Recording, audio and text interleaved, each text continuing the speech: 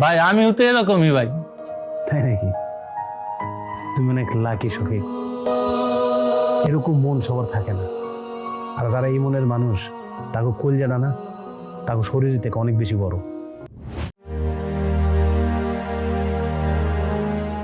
শফিক, আমি এক সময় না খুব ফুডি আছিলাম।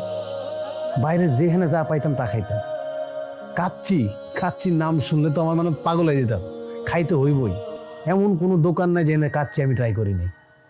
কিন্তু ওই যে কইলাম, আমার আম্মা মারা যাওয়ার পর যখনই যে দোকানে আমি কাচ্চি থালি টেনে বইতাম, আমি না কাচ্চির চেহারার দিকে তাকাইলে আমার ভাই বোনকে দেখতাম। আর যখন ও চেহারা মুখের সামনে ভাই সরতো না, আমি খাইতে পারতাম না। ওই কাচ্চি আমার পেটে যাইতো না, আমি ওটা প্যাক করে বাসায় নিয়ে যেতাম।